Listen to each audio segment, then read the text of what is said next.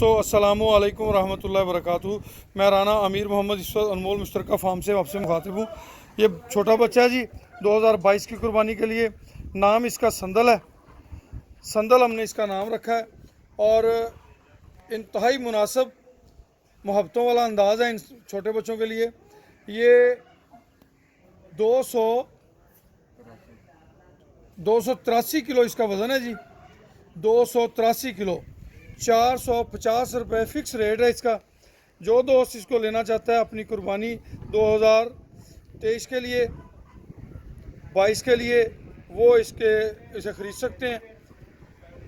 संदल इसका नाम है जी। माशाल्लाह खूबसूरत बच्चा है, प्यारा बच्चा है। 450 रुपये केजी के हिसाब से जो है ये इसका रेट है। पहले पाइये की बुनियाद पे। नंबर हमारा नोट कर लें, 031292000067। राना अमीर मोहम्मद, अनमोल मुश्तरका फार्म, रहीम यार खान। खुश रहें, आबाद रहें। अल्लाह पाक आप सबका हामी नासर हो। अल्लाह पाक आप सबको इज़्ज़तों और बरकतों से नवाजें। जज़ाकुमुल्लाह खैर वासन अल जज़ा। अच्छा, एक और बात वजाहत करता चलो। इन बच्चों को हमने खुरली पे खा पी रहे होते हैं तो वहाँ से उतारते हैं। स्पेशली इनको हम ओवरलोड नहीं किया हुआ, स्पेशल इनका वेट बढ़ाने की कोशिश नहीं की गई।